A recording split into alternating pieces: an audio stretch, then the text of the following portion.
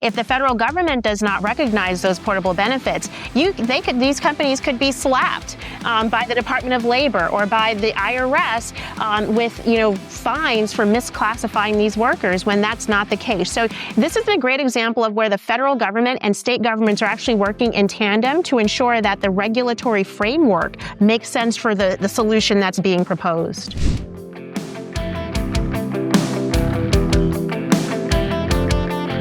Hello. Welcome again to the Let People Prosper show. My name is Dr. Vance Ginn. I hope you're having a prosperous day. Well, today I'm delighted to bring on someone who has written a new report for the Independent Women's Forum, and it's none other than Patrice Onwuka. Patrice, welcome to the Let People Prosper show. Thank you, Dr. Ginn. Well, it's really a pleasure to have you on. We've got a lot to talk about today, but before we start digging into that, let me go ahead and read the bio for the audience, and then we'll jump right into it.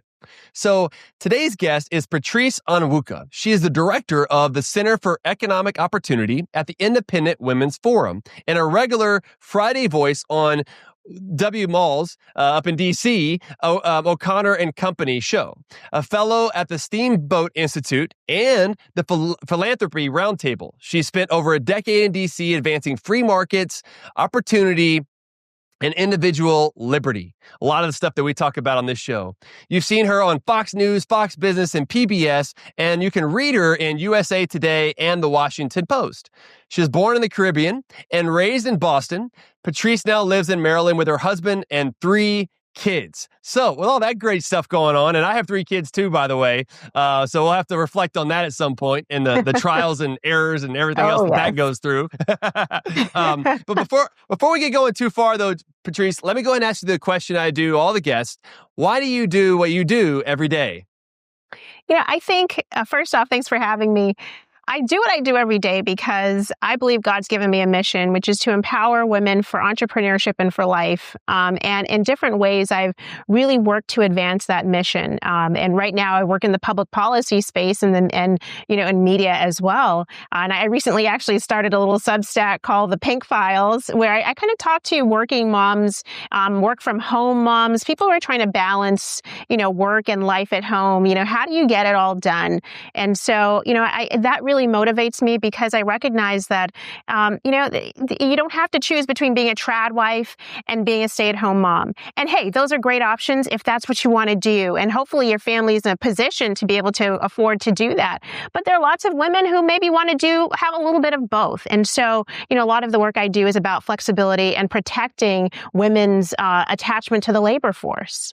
No, that's great. There's been many guests that I've had on, a couple of them from Independent Women's Forum that are doing great work. So I really appreciate the work that you're doing and that they're doing. And, I also was kind of struck by you said that this is kind of God's calling for you. And I love that because my calling, what I believe, is to let people prosper. That's why I named the podcast that. It's kind of been my mantra for many years. And it's what I love to do is to allow people to have more opportunity, get government out of the way and let people prosper. How did you find this realization? Because I talk, to a lot of people and some have it, they call it a God-given calling and some don't. I wonder, how did that come to you? I think God just spoke it into my heart as something that was, important to me. And at the time, I was not married. I didn't have children, but I was really interested in women and small businesses. And, in many different ways, I actually have a couple of enterprises with my husband. But it's just interesting to see how the different challenges that women sometimes have compared to men. It's how do you overcome those challenges? There's a lot of noise about, she bosses and mompreneurs and she entrepreneurs, and all that's great and encouragement. But I also focus on, where is the government's role? And I believe the government's role is knocking down the barriers that allow women to get into entrepreneurship if they want to. It doesn't have to be a mandate, but making sure that they have the free way to choose whatever path they want and find fulfilling. And the government should not be putting its thumb on the scale of one type of work or another, or of whether people should stay at home or go to work. I mean, the government, its role should be minimal in reducing regulations rather than imposing them. Yeah, well put there. How was it growing up in the Caribbean? And what sort of life lessons did that help you that you have now? Well, I left when I was 3 years old. Okay. So at most I had a little bit of a tan. Yeah. But my parents, they sold everything. We had a modest middle class lifestyle back in the Caribbean, and they sold everything to start over from scratch. We moved to the hood in Boston. Wow. Everything you think of the hood, that's what we grew up in a tiny attic apartment. And my parents worked menial jobs, saving every penny they could to buy their own house outside on the outskirts of the city of Boston. And, the change of environment was so critical for my older brother who was just heading into teenagehood. And that would have been a critical time to get him away from negative influences. And also just, we saw a different type of life than what we were surrounded by at the time. And so, that can do hard work, earn it for yourself, invest in your family. Those are values that, as a Caribbean immigrant, we had from day one. And I passed down to my sons. I'm married to an immigrant as well. My husband is from Nigeria. So we understand what it's like growing up in places where you don't have a lot of opportunity, where, if you are not born into a certain family, you don't get access to good high schools and to college, to, a better, stronger education system. And we're blessed that we have that to offer to our sons today. Yeah, totally. And whenever you're thinking about your kids and everything else, what maybe some of the advantages that you hope to give them and hopefully other kids that are out there that maybe many people don't see. I mean, there's education with school choice, there's healthcare, there's opportunities in the jobs market. I know with my 3 kids, I try to teach them kind of the value of money as an economist, right? And thinking about those things and other lessons to help them with. But a big part of that too is not forgetting where you came from. Yeah. I also grew up in not in the Caribbean or anything like that, or up there. But I mean, I grew up in Houston, Texas, in a poor area there. I called it my hood there too. But it gave me a different way of thinking about things. My dad also had epilepsy, so I saw him have a number of seizures. My parents divorced when I was 5, so I had a single mom, and just there's a lot of things that my kids today aren't necessarily getting, but I help to give them information of where I came from, so that way we won't forget, while also teaching them lessons for the future. I wonder kind of what are some of your thoughts on that and how you're raising your kids? Well, one thing that we're going to ensure, my husband and I, is that our boys will not start from scratch. Yeah. They're not going to start from ground zero. They're going to have a trust to inherit. Yeah. We're going to send them to whatever school or trade if they want to go into a trade and start a business or be an apprentice somewhere. We're going to invest in them in that way so that they can, keep the momentum going forward. They'll be able to pass down property, have that generational wealth. That's the financial side. But really, the more important side is the spiritual side of keeping God first, of being humble, of serving others, of looking around for others, and living a life that has an impact in other people's lives. And I think that's to the second point. It's so interesting. I've looked at the research where children who grew up in single-parent households, particularly boys, and particularly Black boys who grew up in single-parent households, if they're even in a neighborhood where they see other men who are married, who are going to work every day, who are taking care of their children, there are kind of like spillover effects, positive in their lives. So, I recognize there are kids in our neighborhood who may not have a dad living at home, but they see a strong father who leaves early in the morning and comes back every night, who's out there kicking the soccer ball around with their sons, who will take everybody to the water park or to go get ice cream sometimes. And I think that is building up not just my sons and our family, but also the community around us. Yeah, no, I love that. I love that because that really hits home with a lot of families. I mean, I think right now there's this discussion and struggle with the institution of the family. Yes. And there's breakdowns of it for a number of reasons, and everything else. And there was this good discussion about the success sequence. Yeah. Right. Graduate high school, get married before you have kids, get a job, full-time job. Those are all the real steps to getting there. And if you do that through those steps and that sequence and that order, 97% of people are not going to be in poverty. Was what some of the research shows. Right. So I think that's a great step in the right direction. But there's still going to be people that are going to fall through through the cracks, and for a number of reasons, and I think some of it gets to what you were saying, which I think is like leaving a legacy is just so important. I'm hoping to leave a legacy, spiritually. Jesus Christ is my Lord and Savior, so I want to hopefully they will continue that, in other ways, but also materially, and I talk about prosperity. I don't necessarily mean it as just material things. I think it's spiritual, psychological, family, and so much more than that. But part of it is material things. If we don't have the material things around us, it's hard to do some of the other things that we have. And too often it seems like maybe government's getting in the way too much when you have this war on poverty, where it forces people into welfare programs and shifting money around through the economy, which isn't necessarily a bad in itself. But I wonder sometimes, Patrice, if people become too dependent on these sort of avenues compared to the family, compared to churches and synagogues and the community itself. But I wonder what some of your thoughts are on that. Well, that last point, you're singing a song that I know well, which is about American generosity, American philanthropy in this country. We are unique in that we believe we don't just wait for the government to fix problems. Very often, people will cobble money together, throw 10, 20, 30 bucks into a GoFundMe page when they hear that a child has lost their parent. You elevate that to the large organizations, the charities, the foundations that support innovation at the local level for education to, puppies, saving the puppies. And that is, I think, something that's very ingrained in our culture because we don't necessarily think that government is best suited to solve every problem or frankly, closest to every problem. Yeah. Which is, I think, why, during COVID, we saw a massive expansion of the federal government. And I can understand that there is a point because the government shut down a lot of the economy. People were not in school, were not able to work. Children were not in school for way too long, but that's another subject. Yeah. But I mean, we expanded government. The problem is we did not shrink it back. And so you had, for example, in Medicaid, you had a massive ballooning of people who were brought into Medicaid to provide for their medical needs, understandably.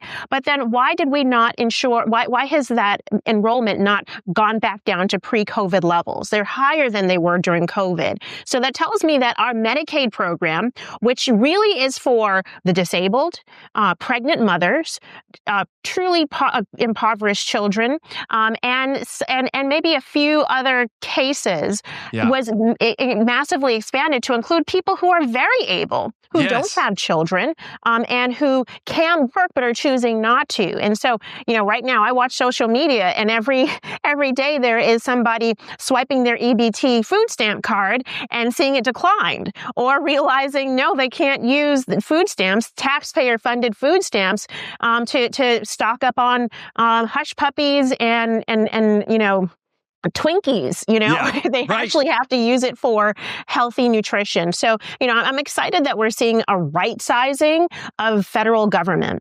Yeah, no, well put there. And I agree with you. I think during COVID, there was a lot of things going on. And I was at the White House then. That's when I worked at the Office of Management and Budget and found myself in the Situation Room as a first generation college student. Patrice, it was amazing. And one of those things going back to God, like, other than God getting me there, I don't know how I got there and how I was in at that moment. Divine providence. Yeah, amen. And, I was writing memos to senior staff saying, look, we cannot shut things down. This is bad direction. And I didn't win. And I don't know if it's win or loss, but anyway, I moved back to Texas where I thought there was going to be more freedom, but it also hurt a lot of our kids.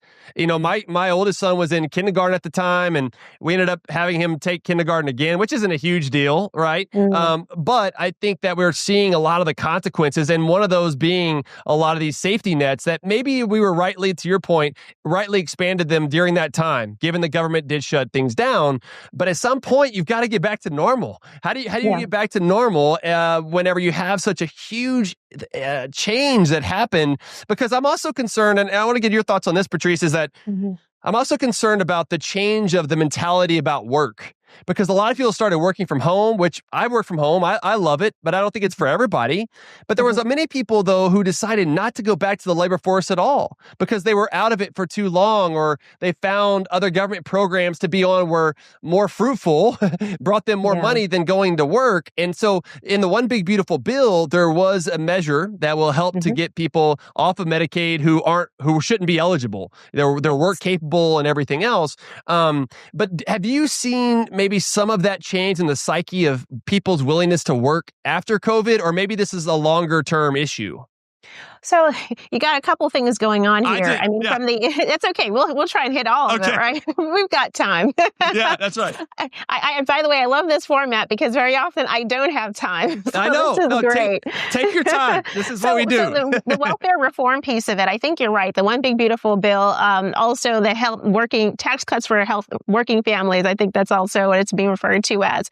I think it does hit at that point that Medicaid, for example, it needs to be for those who the program is created for. And so this is a way of getting people back to independence rather than government dependence. And, you need to prioritize work, not just because it's about getting people off of welfare. It's about the human capital that individual builds up. It's about them developing skills so that as the economy continues to evolve into the 21st century and AI becomes a very active part of our workforce, that people are not outskilled. They're not left behind. Yeah. We already have massive shortages of workers to the tune of, I believe, 5 or 6 million people. And these are not just jobs missing jobs are not just in high-tech areas or high education areas. There are millions of those middle skill jobs that don't require a 4-year degree, but require some specialized training, additional training. So nudging people out of the government safety net and into skills programs, training programs to be retrained, so they have something they can invest in, builds them up from a human capital standpoint. And there is so much identity, there's self-worth, there is so much that's built into the ethos of work. Now, to the other point, though, about what we saw during COVID and people dropping out of the workforce. One of the areas that I've looked at is just women. How have women done? And not surprisingly, when you look at their labor force participation, I wrote about this in USA Today on Labor Day this year. Women's labor force participation plunged to the lowest level, not lowest level, but the biggest dip during COVID, not surprisingly, because like me, many moms, they were having to watch over the kids doing their instruction from home. Maybe they worked in spaces that were literally just shut down, or the social distancing didn't make sense. However, we have seen women's labor force participation virtually regain all that was lost after COVID and get back up to close to or about where it was before COVID hit, which is great. Now, at the beginning of this year, though, we did see, 200,000 women leave the workforce, and alarm bells on every news outlet. And I said, wait a minute, let me actually look at the data. I looked at the data. It is not ahistoric, the dip that we saw. It's number 2, it's starting to reverse, so we're seeing women come back in. And number 3, women's labor force is cyclical. So women drop in and out of the labor force all the time for different reasons. And so let's not create this alarm. And it is partisan alarm, by the way. It is partisan alarm because they're just happens to be during the first few months of the Trump administration. No, let's actually be not disingenuous and actually be forthright and say, okay, maybe some of these women are choosing. They want to be there for their baby's first steps. They don't want that to be passed over to a childcare provider. And I think that's what we're seeing. Some women choosing to say, you know what, my higher calling right now is motherhood. It is not climbing a ladder. Yeah, no, well put. Great points there, Patrice. I think, well, what do you so some on the right will suggest that should more women be in the workforce or not? And I don't know. And it seems like they're almost prescribing whether that women should not be in the workforce. I think women should be able to do whatever they want to do, whether it's be work at home or doing work at a place of business or something of that nature. And so some would argue or suggest that, after the welfare reforms of 1996, that there were more women that were working, but that also meant a trade-off. Everything is trade-offs. No solutions, only trade-offs, as Thomas Sowell told us. And so maybe there are some of these trade-offs, but I wonder how you think about this as, for one, being a woman, but also diving into this research and everything else. I wonder what some of your thoughts are on that. Yeah. So right now we have extremes. It's either you're a trad wife and you have eschewed the workforce entirely to stay at home and churn your own butter, or you are a ladder climber and how dare you even think of staying at home because you're going to set feminism back 100 years. Yeah. And I think both are ridiculous. Right. I think conservatives are wrong for pushing trad wives, and I think liberals are wrong for just pushing feminism only. Really, what we're talking about is worker choices. Yes, and women should own their choice. I'm reclaiming the word choice and reframing it to talk about how we do what we do with our labor. And I actually think a lot of women are cobbling together, fulfilling, balancing careers, and they're doing it not just as an employee of someone else, and they're doing it not just as a stay-at-home wife either. I think there are a lot of women who have found that independent contracting, so like your gig workers who are, grocery shopping in the middle of the day or dropping off food. It could be freelancers, women who have years of experience, who, start their own small business and work at 2 to 5 a.m. in the morning and then take care of their family. Or it's small business owners, women who have just said, you know what, I'm going to go for it, whether it's as a side hustle or full time. That, I think, is where a lot of American women are today, where they have recognized that they can find fulfillment in work and at home. And so the data bears it out. 77 million people have freelanced in the past year. Most of those are not full time. It's part-time work or side hustle, extra income from time to time. And about half of those are women. When you look at the number of women who've left their full-time job to become a full-time independent contractor, 99% of them say it's because they want flexibility. Wow. And it's motherhood. It's also caregiving. Yeah. There are a lot of people in the sandwich generation, a lot of Gen Xers and millennials who now are taking care of aging baby boom parents, and they have kids. And so, right now I'm only juggling 3 kids, but I can imagine, and I have colleagues who are still taking moms to, medical appointments. So they want flexibility, whether that's through remote work, maybe they work from home 5 days a week or a few days a week, or whether it's full time where they are their own small business and they take on different clients, but they work around their schedules and their priorities. That is what we should be celebrating. Yeah. That choice is freedom. I love that. That's really well put. And you wrote a recent piece, Freelancing is Good. Congress can make it great, where you lay out ideas for supporting independent workers. How can portable benefits, because this is something that has come up a lot more lately. Leah was on the show not too long ago. She's been doing a lot of great work in this as well. But I wonder what your take was on the portable benefits and how Congress might be able to help out with that. Yeah, portable benefits are great in that the benefits stay with the worker.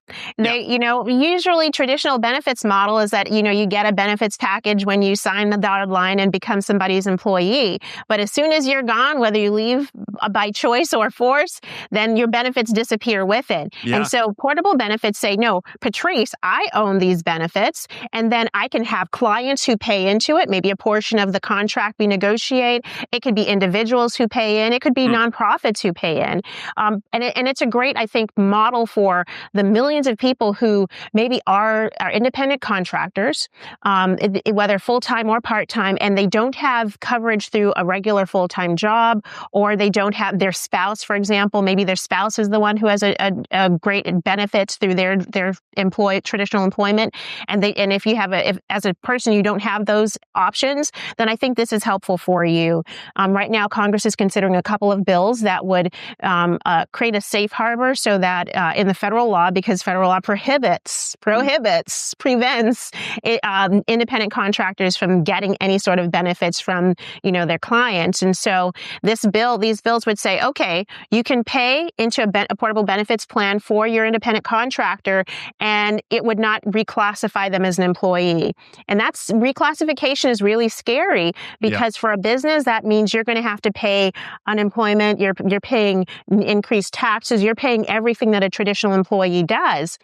And you may not be able to afford to hire on that person as a staff person, or you may not have the need for it. And particularly small businesses, like the women we talk to and profile, they'll say, I talked to a florist who said, hey, my business is all about weddings. Yeah. And wedding season, I need as much help as possible. So I contract other stay-at-home moms and they come and help me out. Yeah. If I had to bring them on full-time as an employee, I would go out of business because her business is seasonal. And so flexible benefits would allow this florist to be able to pay into benefits plans for her contractors and not break the bank doing it. Yeah, no, I love the idea. I think it's great. And this isn't something that's going to turn into another entitlement. I mean, it's something that we're already getting, but it's through our specific employer. It adds choice, to your point earlier. It adds more freedom because I'm an independent contractor. I have my own small firm, Ginn Economic Consulting, and so I contract out with a lot of different think tanks across the country. And one of them in particular, I'll contract with in order to get benefits. I'll sign a W-2 and that sort of thing, and that works for me because I've been able to do that. But that doesn't work for everyone, and it might be to one at some stage where I don't necessarily have to do that. I could just be on my own and have this portable benefit because, look, it's really expensive for people who are freelancers to go out and get their own health insurance in particular. It's very expensive. And so I think this is a way to help pool some of those resources together that will also allow for them to reduce their cost and have that freedom. Is that kind of what you're thinking there? Absolutely. Okay. Absolutely. And it's really important that you have the federal government doing this because at the state level, we're already seeing this happen. Utah, Pennsylvania, Alabama, Georgia, they all pass portable benefits plans and are piloting programs like with DoorDash and some of these gig economy companies so that the state level, independent contractors can have portable benefits. However, if the federal government does not recognize those portable benefits, these companies could be slapped by the Department of Labor or by the IRS with fines for misclassifying these workers when that's not the case. So this is a great example of where the federal government and state governments are actually working in tandem to ensure that the regulatory framework makes sense for the solution that's being proposed. Yeah, definitely. Going back a little bit to the economic opportunity for women, that you've been working on this a lot. And one of the things that I wanted to get across to like legislators and other congressional people who may be listening to this, and just for the audience itself, what do you think are the most effective real world ways to expand women's economic opportunities without relying on identity politics? I think that's something we hear a lot about out there, but how can we help women in those situations the most? Well, I talked a lot about independent contracting, and the bottom line there is just we need to protect it. We don't need to crack down on it. Okay. That's the simplest one.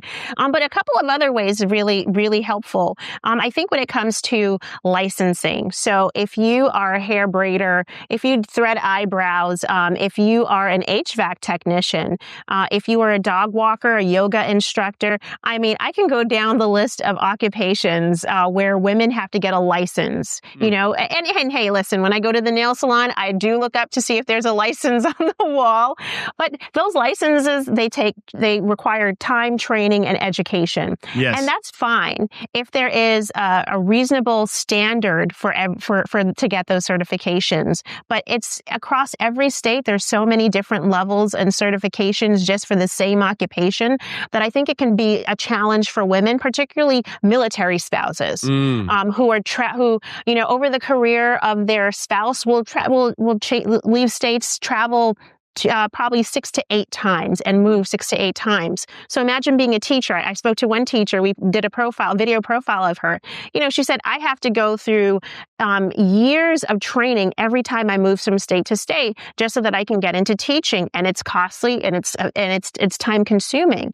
Yeah. So why isn't there universal recognition across state borders? so that if I get my license in one state, I can move to another state as, a yogi or yoga instructor and it should be recognized. And that's one policy area where I think we want to see more reforms, whether it's, creating one standard or just at least recognition across borders. Yeah. And the other one is about childcare. And this is a hard nut to crack. It really is. Because childcare is expensive. I mean, on average, I believe that it's about $13,000 the average family spends for, a childcare center to put their kids in daycare so that they can go out to work. And, part of the challenge for women is balancing. Let's be realistic here. Yeah. Women take on the greater share of caregiving for kids. And that's not a bad thing. It's just a reality. And so if it's so more expensive for you to put a child or two children in childcare than for you to keep them at home, that's why you do see women who will choose to stay at home with their families. But what if the government were to reduce some of the regulations in the childcare setting that are not related to safety, not related to health in any way, but simply are just don't make sense? Like you have to have a bachelor's degree to hold a baby.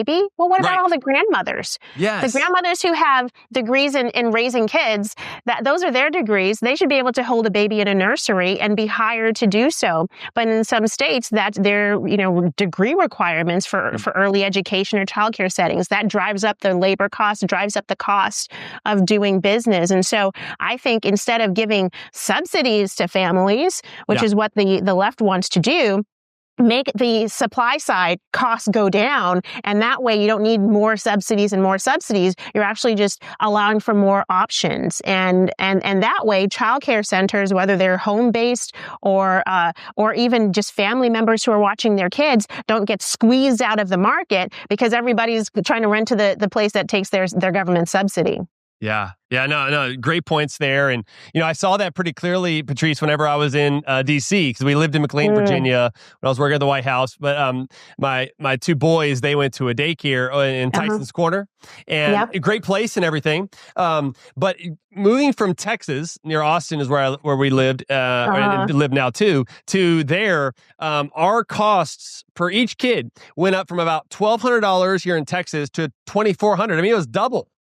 And so I started looking into this more, and there were a lot of it was because the restrictions of the sizes of the classrooms. Yeah. Now, some of it I think is because of property, right? Like there's a lot more room to build in Texas compared to that area in Virginia that's very compact and everything. But also if you can only have like 4 kids or 5 kids to a teacher, then you got to hire more teachers, or you just have fewer kids that can even enter into that market. So you have all these other restrictions.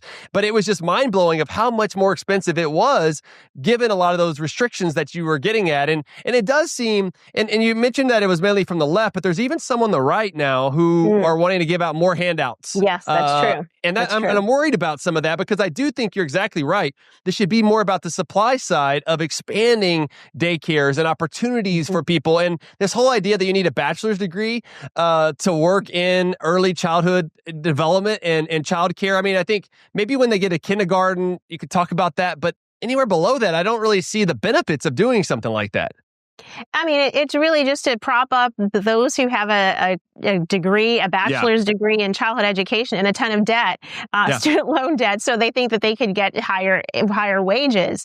And, another piece of what's driving the cost there, Vance, is minimum wages. Yeah. If you're in Maryland, D.C., not Virginia so much, but this area, the minimum wages are really high. And that feeds into the costs that you're going to pay for childcare. So, I hear your point too about the populists on the right, who think, big government is actually the right way forward for a family. And I bristle at that because that's not the right perspective. The family unit, if you really want to elevate the family unit, it shouldn't be government supporting the family unit, government dictating what goes on in the family unit. And when you say, okay, well, let's give more and more subsidies to the family unit, all it takes is another administration to tie those subsidies to certain strings that you may not like, whether it comes to what you're teaching your children, what they're, what you have to do, what ideologies you have to accept that come along with those government subsidies. Yeah. Yeah. No, great points there. And, with your work on the safety net and everything. And one thing I did want to mention, though, is you're right on about the occupational licensing, too. I mean, that's just, yes, we need universal recognition. And Texas has done some of that for military. Yeah, so that's good. I would love to see universal recognition. I also think, and I worked with Goldwater Institute on this for a number of years, where I think we also need to figure out ways to reduce the burdens of those licenses to begin with, no matter which state that you're in, or even consider like sunset reviews of these every few years, because for some of these things, like why the heck? So Louisiana, which I do still work at the Pelican Institute, which does a lot of great work down there. Louisiana to be a florist, you need an occupational license. A florist. I don't understand some of these, and they finally took it away last year. They repealed it. But these are the types of things that I hope that they come in and start repealing some of these as well. Don't you think? Oh, 100% agree with you. 100% agree. Let's eliminate them. I mean, some of these, the healthcare industry is an interesting one. It's a little bit more touchy, but there are a lot of other industries where there is no public health or safety rationale tied to why you have to spend so much money every time, every year, or whatever the cadence is and the training. The hair braiding example is always a perennial one, because the hair braiders, they're literally braiding hair. They're not cutting, they're not dyeing, they're not using chemicals. Actually, their ethos is against chemicals on hair. Okay. So for you to have to go and get a cosmetology license to be a hair braider, you're actually learning tools and techniques that you fundamentally disagree with, and your business is the opposite of. So let's eliminate as many of these occupational licenses as possible. And I love that this is a bipartisan issue. Yes. We saw the Obama administration talk about the negative impacts of occupational licensing, particularly on immigrant groups and people who have former criminal criminal records, like formerly incarcerated. Those folks who, they're not going to be able to get a traditional job, but maybe they could take a skill that they honed in behind bars and be able to start their own business. Well, some states actually even prohibit that. And so can you reform some of the regulations that prohibit former people with a criminal record from engaging in business? I will say that comes with a caveat, because if you're a child molester, you don't need to get a license for kids. But if you're a bookkeeper, and you went you committed fraud, maybe that's not a good one to restore. But you're a barber, for example, you shouldn't be kept from getting a barber's license. Yeah. No, that's such a great point too, Patrice, because, there's this concern about there's so many people that are locked up for a lot of nonviolent issues and crime and everything else. And yet when they go in and they come back out, they oftentimes have to return to that life of crime if they can't get a job. I mean, I've seen a lot of friends and family that's happened to them, and a lot of it has to do with these licenses, where they just can't find a job because they have these things on their record. And you're exactly right. I mean, some of this is common sense that we need to make sure that we keep in mind. If you're a sexual predator or something like that, or child molester, you shouldn't be working with kids. But for the vast majority of things, they should be able to do these. And I think another big part of your work that I found really interesting was on this degree inflation, right, that we've seen in colleges, and all these requirements of unnecessary college degrees for a lot of capable workers. How do you think that businesses and policymakers can work together to restore a practical career pathways like apprenticeships and trade skills? What do you really like about those? I love apprenticeships. I love trade programs. I love even just, reorienting our mind away from the idea that a 4-year degree is the path to success for everyone. It is not. Not everybody is meant for school, and that's okay. Not everyone needs to incur the debt that comes with it. And there, like I was mentioning earlier, you have millions of jobs that are called middle skill jobs. These are everything from, in the trades to white collar jobs. Where you don't necessarily need a 4-year degree. Maybe you need a certificate. Maybe you need some specialized training. Maybe you just need years of work. And then you have people who have decades of work, but never got the degree. They never went back for many reasons. Well, they shouldn't be locked out of moving up to the next step in their career because they don't have a piece of paper. Degrees were meant to be a signal in the workforce to employers that you have certain soft skills.